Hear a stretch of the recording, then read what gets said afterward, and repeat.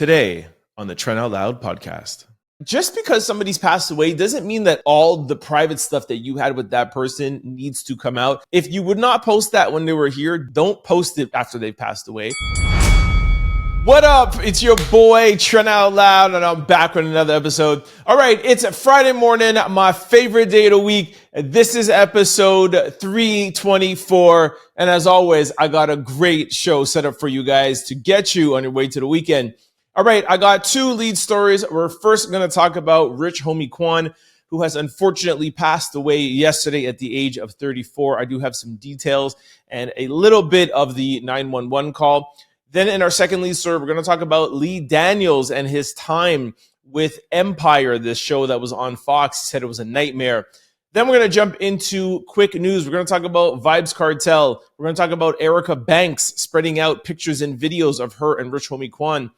Then we're going to jump into the Georgia school shooting. The mugshot was released of the 14-year-old boy. Then we're going to talk about Jezzy not honoring his divorce with Jeannie Ma. And then, as always, we're going to close out with question of the day and a little bit of sports news. Yesterday, the NFL started, and we'll talk about it. Y'all know what time it is. Turn your TVs, your radio, or your devices up. I'm about to start this show. Let's go. Rich Homie Quan, dead at 34 years old. Rich Homie Quan, the platinum-selling rapper from Atlanta, has died, TMZ Hip Hop has confirmed. Rich Homie Quan died Thursday in his Atlanta home, according to his family and reps from Fulton County Morgue. Rich Homie Quan's family tells TMZ Hip Hop they are shattered and heartbroken by his sudden death. All right, let's go to the 911 call. I'll be a little hesitant when I do play some of it. There are some blogs that put it out in entirety. Some people gave them some backlash, so I don't know really what to do. But I will play a little bit of the 911 call, and I'll edit out the bad parts of it. But for those of you who don't know how he passed away, he apparently passed away from a drug overdose, and his girlfriend found him on the couch when she woke up. So here are some details, and then, like I said, I'll cut out the harder parts to hear. Here's a 911 call from Rich Homie Quan's girlfriend. I need an ambulance. My boyfriend, he's been asleep on the couch since this morning. Well, he never came to bed last night. So I took my son to school this morning, put a blanket over him, and now I just checked on him again because he never got up. I don't feel a heartbeat. I don't see him breathing. And I turned him over. I see he kind of foamed at the mouth. He is not waking up quick. Yes, he's not. His heart not beating or anything. Just really sad all around. 911 calls always feel like kind of weird to me, right? And you're just like, why is the operator sounding so calm? You know, the girlfriend sounds like this. You hear people in the comment section. She sounds like this. She should be freaking out. She's like, it's always so skeptical, and you never know what somebody, or you never know how you're going to react when you're in that situation. So I just hate to hear the comments about the 911 operator and his girlfriend. Anyways, gut-wrenching audio from the 911 call from Rich Homie Quan's girlfriend, Amber Williams, was obtained and released by TMZ. During the call, you can hear Amber repeatedly tell the operator that Rich Homie was not breathing, nor could she find a heartbeat. She noticed he hadn't moved from the couch in an abnormally long time, which prompted her to turn him over. Amber saw that he was foaming at the mouth and called 911. Amber and Rich Homie Quan share two children, a 3-year-old and a 10-year-old. Just really sad all around. It makes you think that maybe if somebody was with him in the room, they would have seen him foaming at the mouth earlier. She said it was, normal for him to just be on the couch. She even woke up in the morning to take the kids to school, and she put a blanket over him and didn't even realize that he wasn't breathing. So I'm sure, they'll have a coroner's report and they'll be able to assess better the time of death. But just sad all around that obviously this could have been avoided if he had not been taking drugs. They're saying this is an overdose. What also it could be too, I'm just speculating, Normally when people fall asleep, it's more like a lean, or he could have, what do you call that breathing problem? Sleep apnea. So when you have sleep apnea and you're taking lean, or you're drunk, or you're high, your body is not as responsive. He was not overweight though, so I don't know if it's sleep apnea. There's just a lot of things speculating online. The point is that really, really sad. And I think everybody should just, send out their condolences, send out their rest in peace, and stop speculating until we hear more news, which I'm sure TMZ is going to get. So from everybody at CFQR600.com and the Trent Out Loud Podcast, we send our condolences to Rich Homie Quan's family and kids. May he rest in peace. All right, this brings us to our second lead story. Lee Daniels recalls working on his hit show Empire and says it was horrible. He acknowledges the show's success helped him put his kids through school. Y'all remember Empire, man? Was on Fox. Everybody was ranting and raving. I never really liked that show. I always thought it was too soap opera-y and too kind of like overly dramatic. Never really liked it. I did support it. It was about the music industry and about hip hop, so of course I'm going to watch it. But I never really loved it how most of y'all did. Anyways, at one point, Empire had a strong chokehold over everybody. However, according to Variety, Lee Daniels, the co-creator of Fox's smash hit show Empire, recently called working on the show absolutely the worst experience of his lifetime. Despite its massive success during its 6-season run from 2015 to 2020, Empire was far from enjoyable for him. This series, which starred Terrence Howard and Taraji P. Henson, became a cult phenomenon with its memorable characters like Cookie and its chart-topping original songs. I did really love Taraji P. Henson, though. Cookie was a great character, and she played it well, so shout out to Taraji. Anyways, the article goes on to say, Lee Daniels explains that prior to Empire, all his films had been independently franchised, allowing him to have full financial freedom. He only took on the show to see what it was like to work under a major studio. Lee Daniels expresses and says, I only did Empire just so I could see what the experience was like. Unfortunately, he found the experience difficult, but acknowledged he made a little coin. He said it was horrible, but the money helped me put my kids through school, so it was worth it. Anyways, like I said, man, Empire was never really my show. I'm surprised to know that it was 6 seasons. I only remember 2 or 3 seasons, but that's probably because I checked out, so I don't really know what happened at the end. But let me know in the comment section below. Send me an email, trent@cfqr600.com. Do you miss Empire? And if not, let me know about the show. Let me know how it ended. Let me know if it was really the cult classic that this article is saying. I don't miss it at all. All right, this brings us to quick news. Ring my bell. Vybz Kartel jumped on his Instagram to let his followers know that he is now releasing tier 2 of his tickets to his Freedom show that will be happening in Jamaica December 31st. I talked about this last week. I'll let you guys know when tickets were available. And apparently they all sold out. The site crashed. I told you guys my cousin in Jamaica called me and he was like, yo, don't believe the hype. They just doing this to hype it up. It's probably not even going to sell out. Don't rush and buy tickets from scalpers or whatever resellers. They're probably going to re-release tickets again to create more hype. That was just the first time. Lo and behold, and I said that my cousin was wrong. Lo and behold, today, what do I see? Tickets are back on sale, tier 2. Here's Vybz Kartel. Gaza Nation, you see, all who did miss the tier 1 tickets, tier 2 tickets are available this Saturday, the 7th of September, at 3 o'clock in the morning. So there you have it. If you missed tier 1 or you couldn't get it because the site crashed, you could get tier 2. Let's see what happens this time. I bet you the site is probably going to work and you're going to be able to buy tickets. My cousin was right. I was wrong.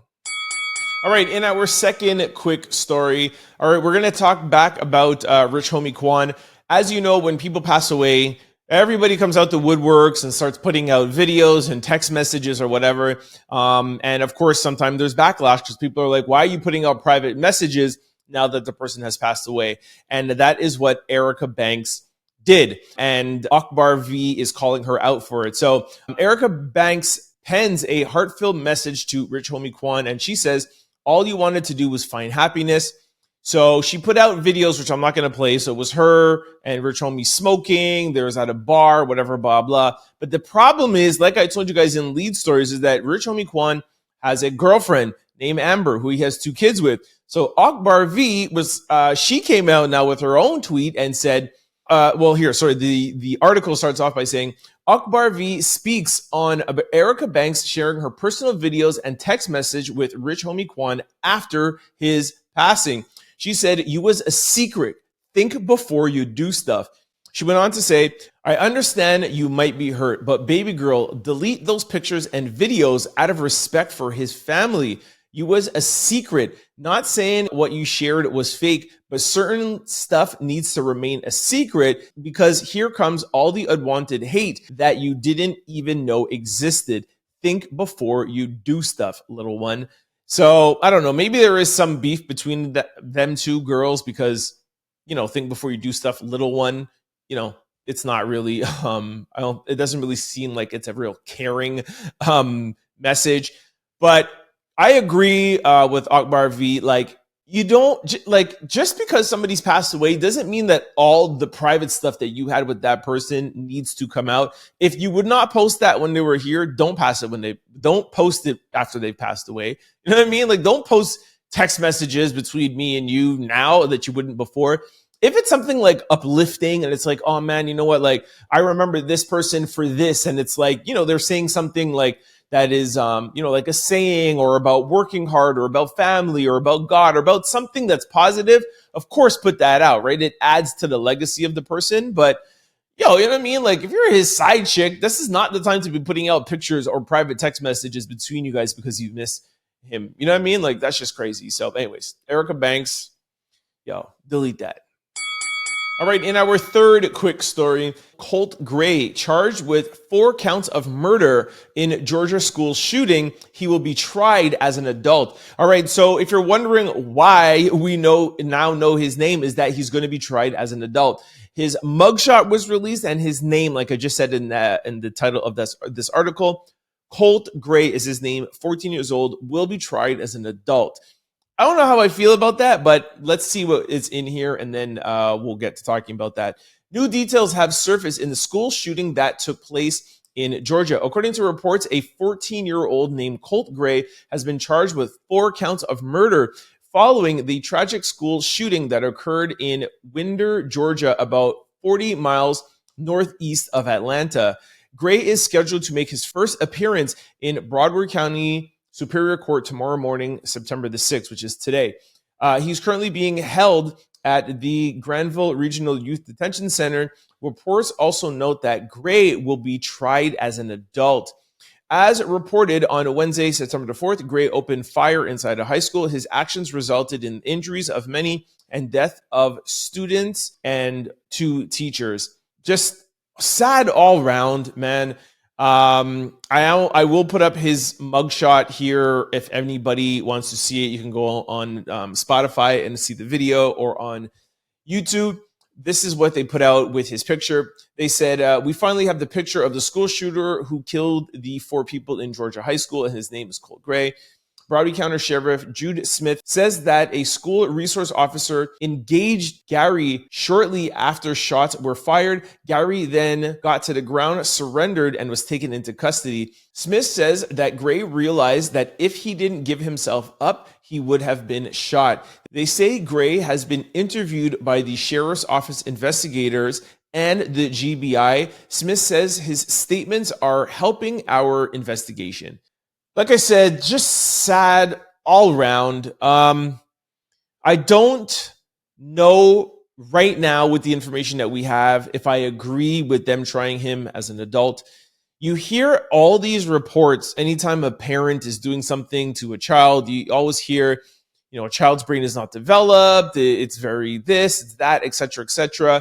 They put a lot of onus on parents to be careful with kids because their kids' brains are not fully developed, they say, till ages, 20, 21, and etc. So if this kid is 14 years old, not taking away what he did, but why is he being tried as an adult?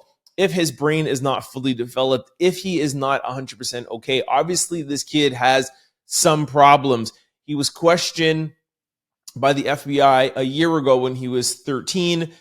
They said they got wind of him making some threats online or something. They went to his house and his father said, yes, I have a shotgun here, but he doesn't have access to it. So obviously this child had some issues if he was plotting and talking about this from a year ago. Then he goes to the school and shoots these people.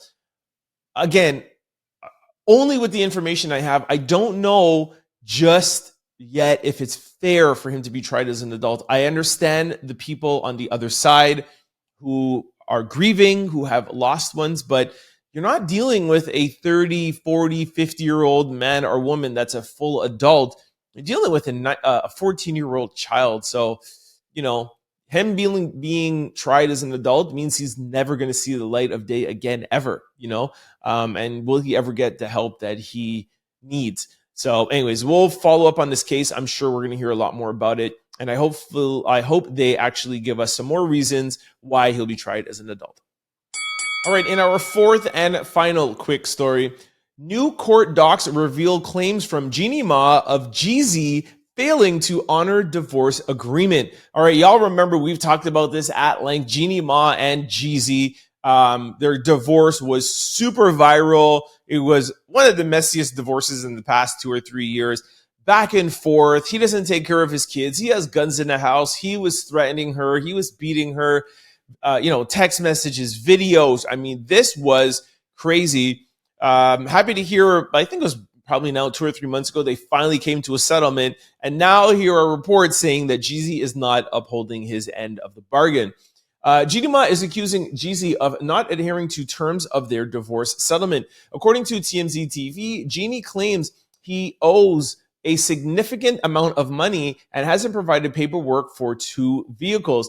In a new legal documents obtained by TMZ, Jeannie says Jezzy is neglecting several agreements agreed upon to obtain their final divorce settlement. Jeannie states that the settlement requires Jezzy to cover daycare and school tuition for their child and deposit at least $500,000 in an interest-bearing account for their child and transfer the title of 2 cars and pay 4 months of rent. However, she claims Jezzy has failed to meet these requirements and has been avoiding her, leaving her in the dark. Now, look, this would be pretty stupid for Jezzy to do. This is not something that you made, you're, just in your basement or, we agreed in this over text messages. This is something that you agreed to in court documents, in a court file.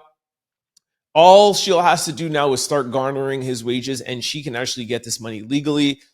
Maybe he doesn't have it and maybe he actually wants her to do that. And most of the time when that happens, it's a longer process for her to get the money. It indirectly maybe costs them more because it has to go through court proceedings. So who knows really what's going on. But again, we just hear more mess from Jezzy and Jeannie Ma. Y'all people stop rushing to get married and stop rushing to have kids out there. And then you ask me why I'm single. All right, this brings us to question of the day. What romantic gesture do you expect in a relationship? All right, Social Introvert 77 said, treat me the same way you did in the beginning.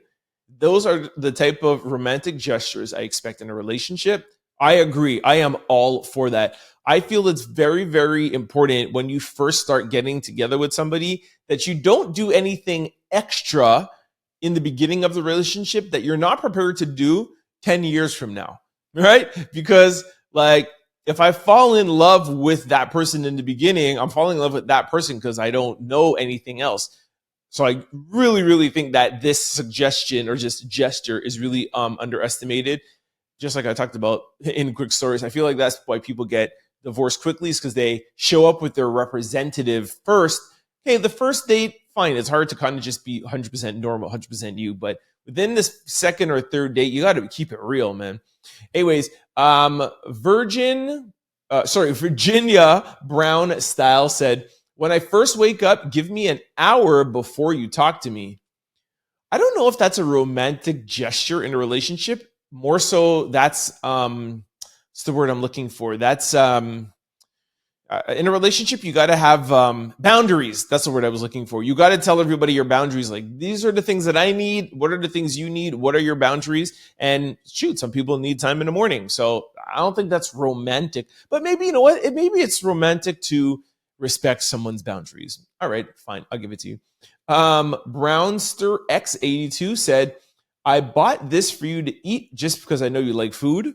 Okay, fine. That's romantic. My brother-in-law does that for my sister. It's kind of cute. He gets her, I don't know if she'll mind if I say this, but she likes gas station coffee. Like, don't get her any expensive coffee. She doesn't want Starbucks. She just wants this gas station coffee. And he brings it for her, like, just regardless, like, no special time. It could just be like a Tuesday. He just stops off and gets her coffee. And what's actually cute is that he just sticks it in the microwave. And when she wakes up in the morning, she opens up the microwave. It's there. That is a very romantic gesture. She's going to kill me if she ever hears this. Unfriendly Black Hottie says, opening the door, walking on the outside on the sidewalk, not walking in front of me, but beside me, and making sure I get home safely. All right. Those are all very common things. It is romantic, but those are all things that I do. I'm not so big on the opening the door, though. Not like the car door, but like the front door. If we're going into a mall, I'll make sure I'll open the door. But like, to get out of my car and open your door, I just feel like it's very extra. But definitely, I'm walking on the outside of you on a sidewalk. I'm even doing that with a friend just to make sure that she's protected. Not walking in front of me and beside me. Of course, you should do that with anybody. And making sure I get home safely, 1000% agree with that. All right, let's read a couple more. Thoughtfulness, remembering the small things that I like, forehead kisses, opening up the door for me, professing your love for me, and reassurance because I overthink a lot. Oh, that's really cute. All right, I'm here for all that. Kidi World XO said, date nights, back rubs, breakfast in bed, compliments, physical touch, hugging, kissing, holding hands. I'm all right. I'm all for that, except for the holding hands. I just don't like extra stuff, but I'm all for that. These are very nice things. Flowers, just because. I'm not a big flower guy, but I get it. Again, if that's your boundaries, if that's something you need, I'm down. It's too less said, consistency is romantic. Woo! Yo, give me a round of applause for that. I love that. This is the type of girl I need. I just need you to be consistent. Whoever you're going to be that way for the next 50 years. This is somebody who I want to marry. Consistency. People take for granted how amazing consistency is. And again, that's why people get divorced, because most people are not consistent. All right, somebody said something derogatory, which I can't say. Okay, Whitney said random kisses and compliments. Somebody else said can't expect anything from anyone these days, but I appreciate consistency and intentionality. I agree. By these comments, it looks like romance is dead. Somebody said fried chicken and go read a book while I eat. Anyways, these are really good answers. Send me in your romantic gestures if I haven't read any here. Trent Out Loud. Trent at cfqr600.com. Comment below. Send me a DM at Trent Out Loud. All right, this brings us to sports news. The NFL is back. My Kansas City Chiefs played Baltimore Ravens last night. It was a great game. I mean, it was the first game. There was, a couple of little hiccups here and there, but super good game. Really happy to see my boys. We look really good out there. I still think that we are going to three-peat. I don't know if that's because of how the team looks or because of that's what I want and just because they're my team. I think it's the latter.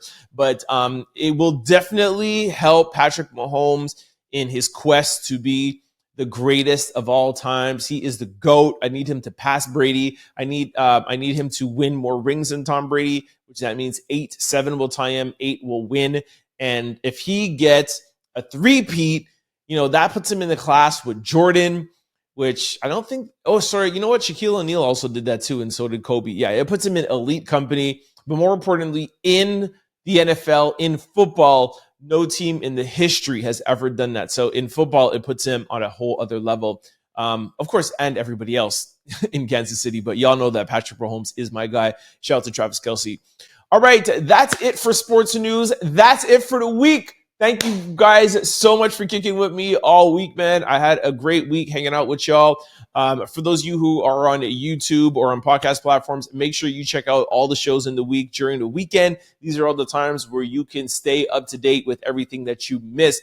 And before I leave, I just got to remind you guys all the ways to keep up with the Trent Out Loud podcast. If you're used to watching this podcast on YouTube or listening to it on podcast platforms, please try to check me out from Monday through Friday from 11 to 12 on CFQR600.com. You can log on from anywhere in the world, from any device, or 600 AM if you're in the Montreal area. We play the Trent Out Loud podcast. We mix it in with 90s and 2000s hip-hop and R&B. It's a great hour. It's a great way to break up your day, so check us out.